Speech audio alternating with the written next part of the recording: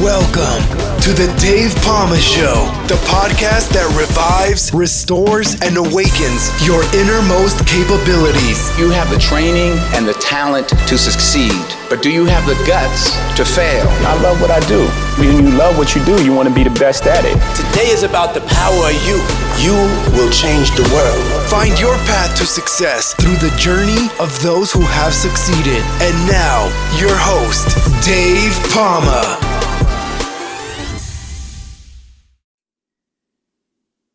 Hi, welcome back to the Dave Palma Show.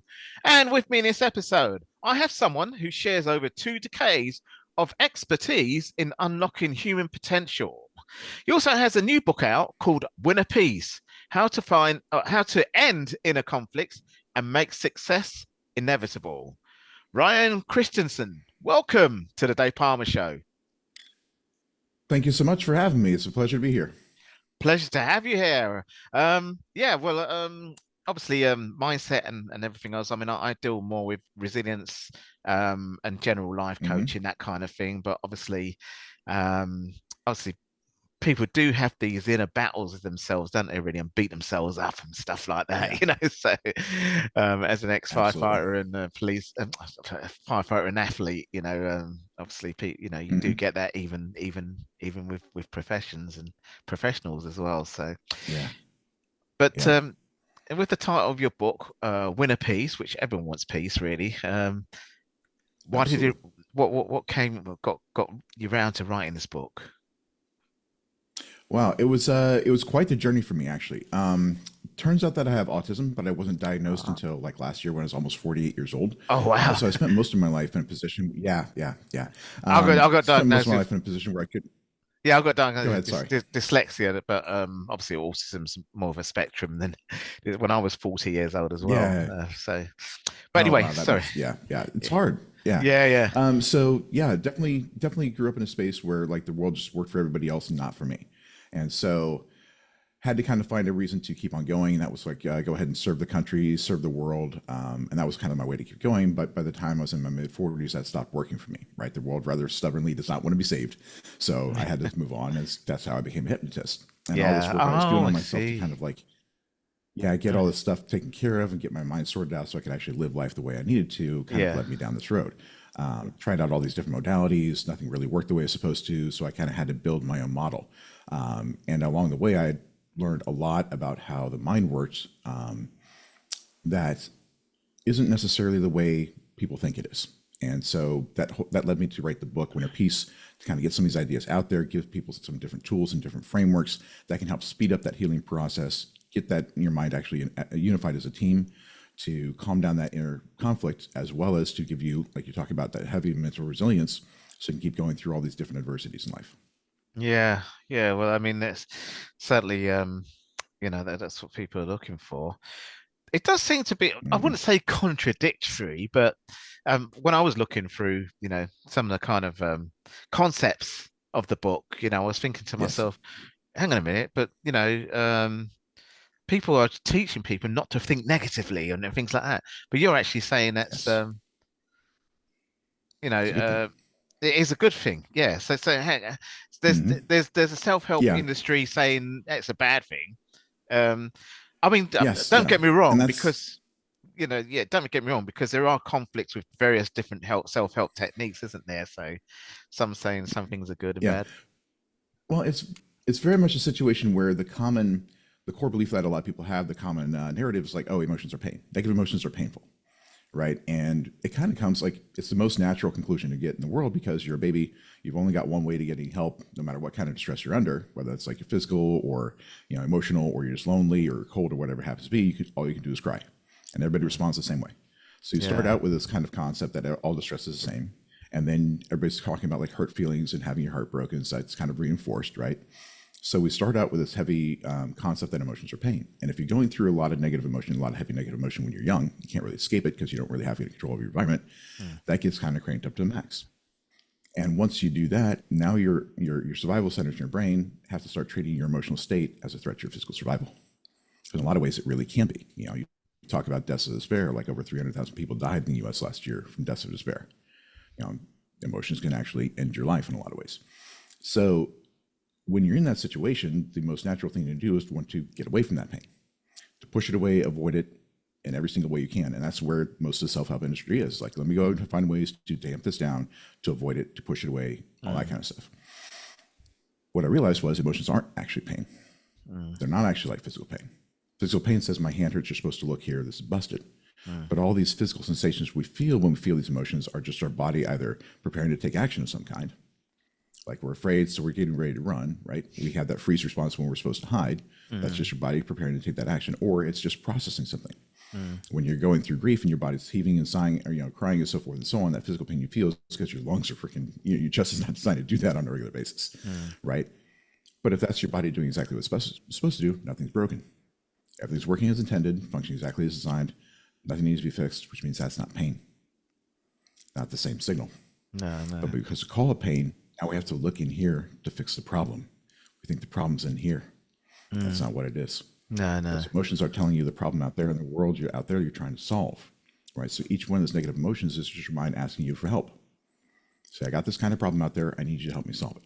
So when you're avoiding all these negative emotions, your mind can't give you this data. Can't tell you, hey, I need help with these things, which means your life gets a lot smaller because there's all these areas of your life you can't go. Does that make sense?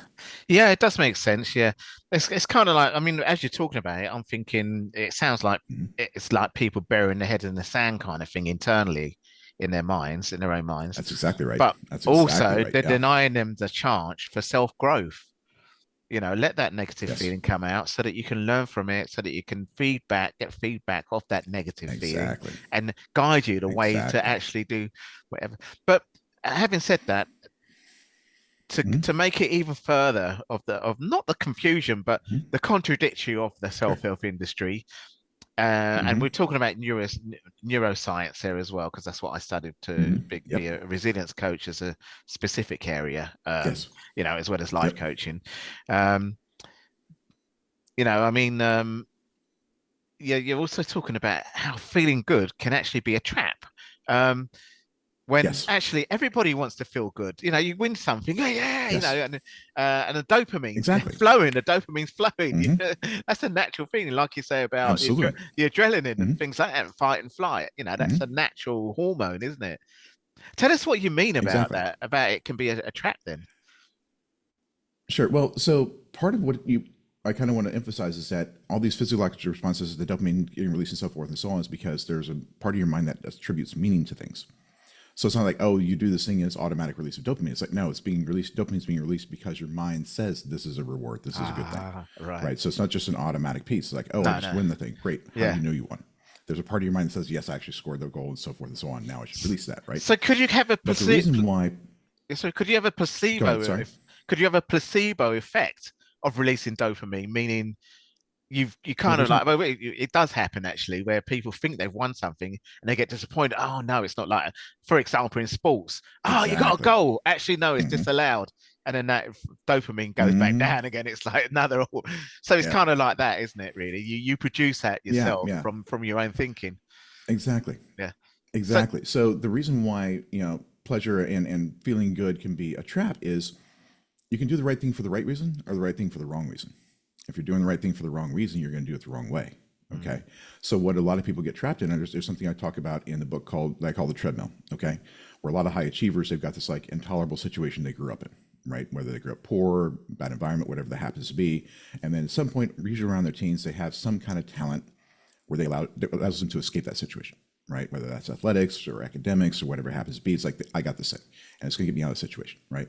I see this all the time in the military. It's like, okay, get the heck out of the town, right? Stuff like that, or the athletes that's driven by the poor neighborhood or whatever that happens to be, right? Yeah. So they've got this push of trying to avoid that pain, but they've also got this constant reward from this one skill that they have.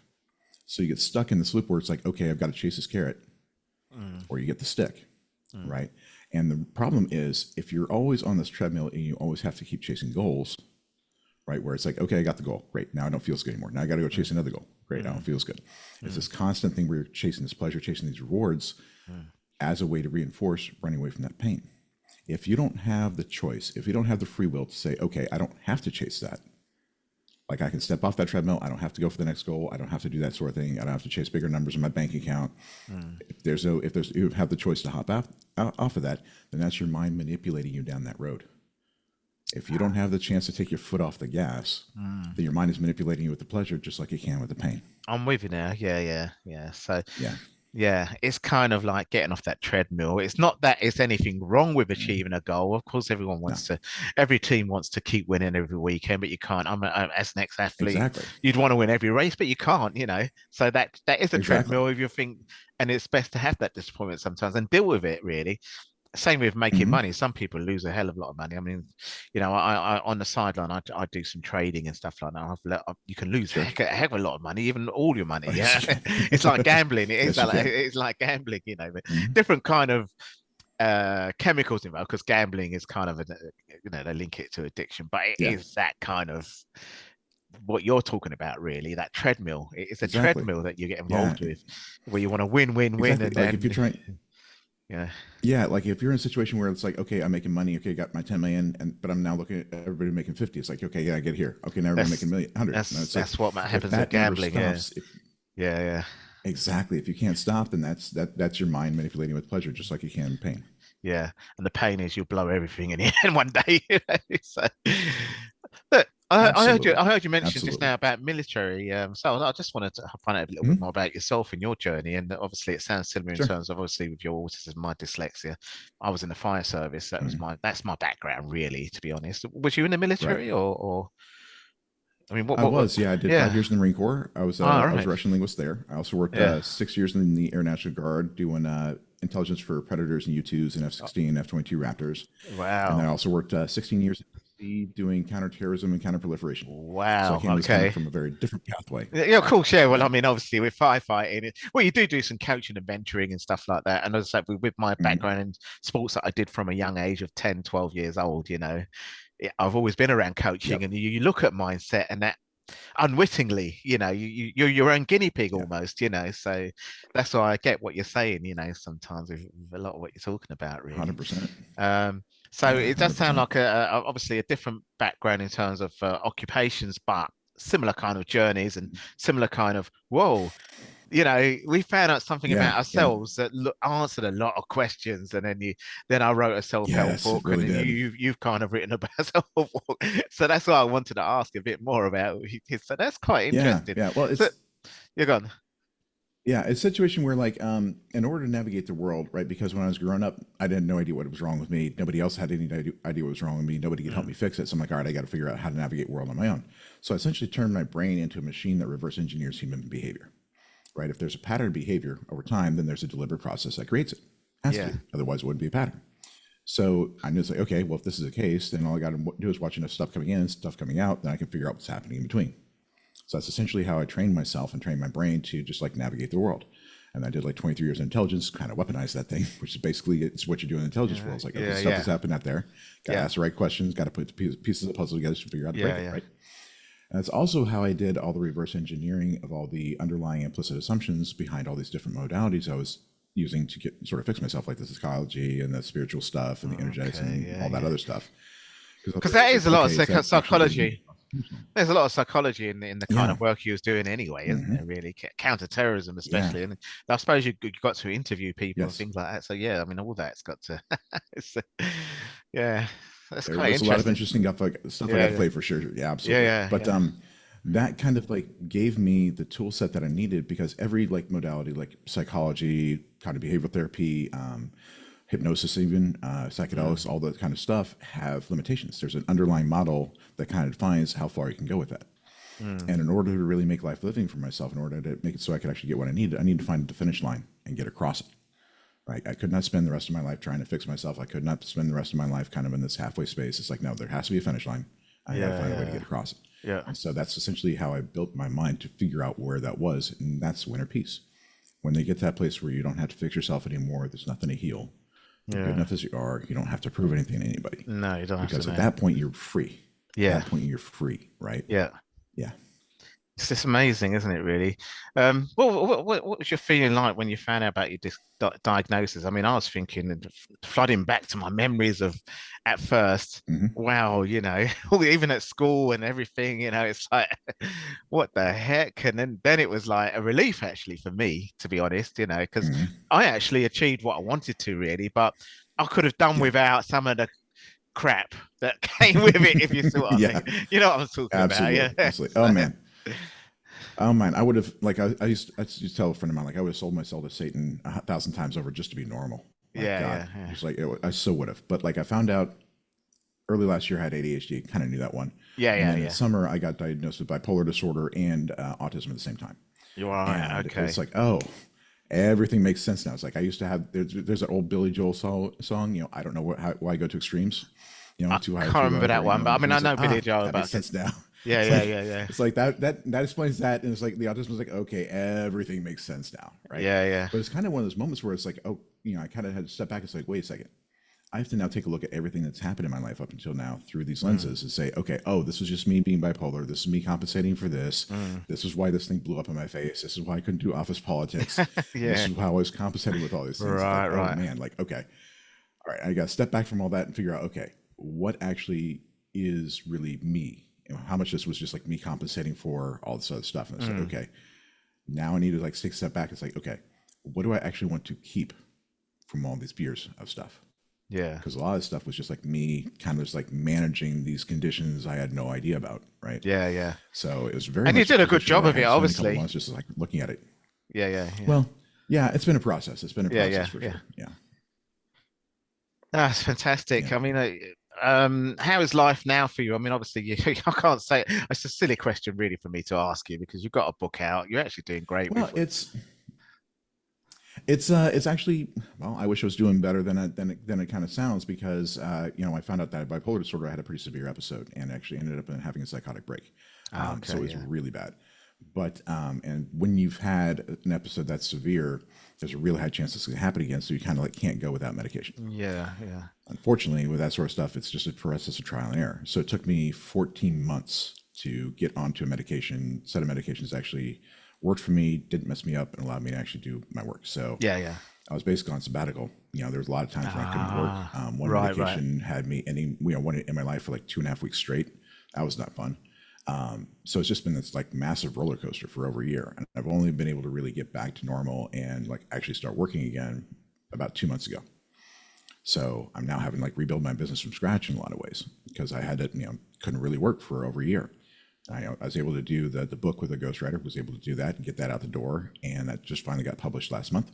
But Yeah, it's yeah. been a situation where it's like I took a big hit. Like I lost like 75% of my revenue over the Oh, past year. wow. Oh, You know, what to write this yeah, book? it's Win well, a if piece. well, Oh, no, I did that while I was trying to do, while I was trying to get myself stable. I was working with a okay. ghostwriter. So Yeah, yeah, yeah. Oh, again, because I'm right. I'm autistic, thinking that. Yeah, yeah, yeah. right, because it's like Yeah, yeah. trying to get that in a format that people can understand. It's like Yeah, of banging course. my head against the wall for myself. Like, no, you do it.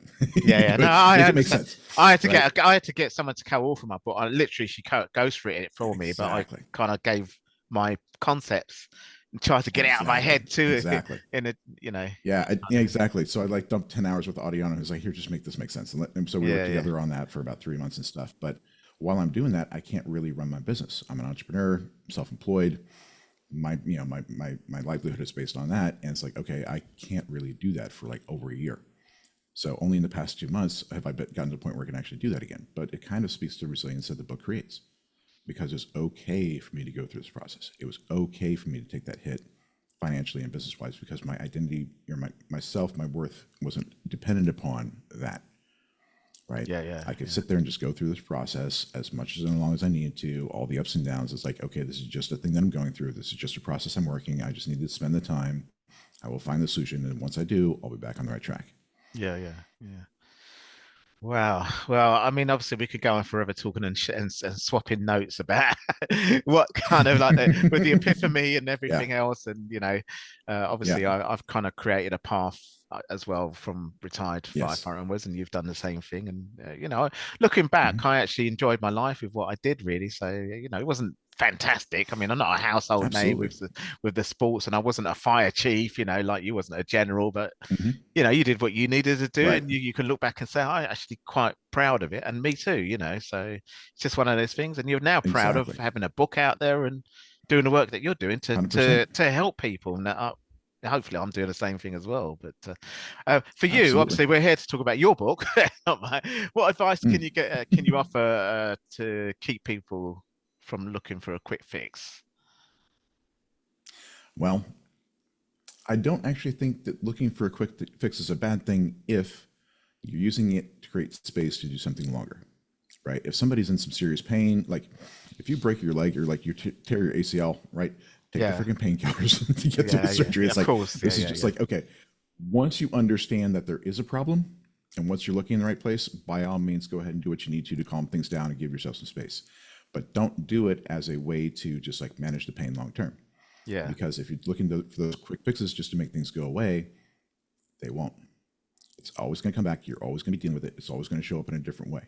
So rather than playing whack-a-mole for the rest of your life, sitting here trying to cope with it over and over and over again, spending hours every day trying to like meditate and cold plunge and that whole 9 yards, just figure out what the base problem is. Because as soon as you do that and you fix it once and for all, you don't have to do any of that stuff anymore. Yeah. So it's a question of like, okay, do you just want to be sitting here on the treadmill playing whack-a-mole for the rest of your life, or do you actually want to be done with it? Yeah. So getting to the root cause of it and addressing that, basically. Yeah. Excellent. Well, 100%. yeah, that's fantastic. Well, before we go, obviously our listeners would like to know more about you and also your book and where to find it. Could you tell them that? Certainly. Well, my book is called Winter Peace: How to End Inner Conflict, Make Success Inevitable. It's available on Amazon and all the different formats to include Audible. My website is www.ryanthehypnotist.com. I do very deep, intensive one-on-one work. My goal is essentially to get my clients to a place where their core belief set at the deepest level of their mind is that there's nothing wrong with them and there never was. There's nothing to heal and there never was. They're good enough as they are to deserve whatever they choose. Don't have to prove it to anybody, not even themselves.